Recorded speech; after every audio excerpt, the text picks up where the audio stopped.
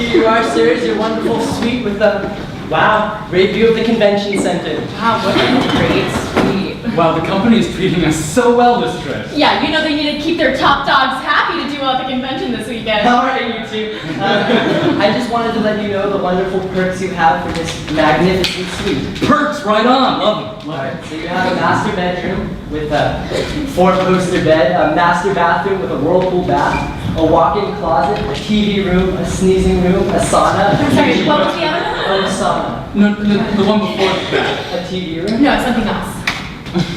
Oh my God. Did I say something wrong? Oh, no. Did I do something wrong? Is it my glass eye?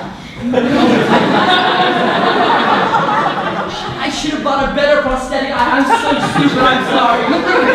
Did you say sneezing room? Sneezing room. Sneezing. I'm so sorry. Yeah, I'm sneezing. I was like, what was that?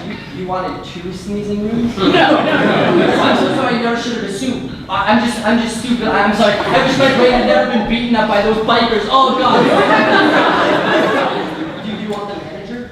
You want him to fire me? No. How will I get my hip replacement? Oh God. I wish I'd never got my hip shattered when I was pushed down the elevator shaft by those bikers. Oh. Hi, I'm the manager. Someone said my name.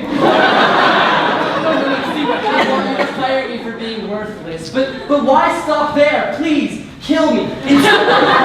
Wear ash eyeliner to my wedding, and it's a poorly attended funeral. It will be an insect excrement. Frankly, I'm surprised. This bellhop has been one of our best employees, but the customer is always right. If you want me to kill him, just say the word. No.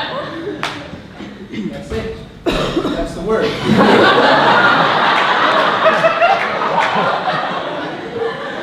It breaks my heart to kill a 72-month back-to-back employee of the month, my best friend,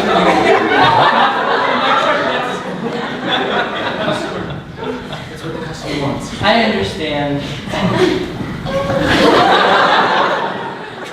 Can you not?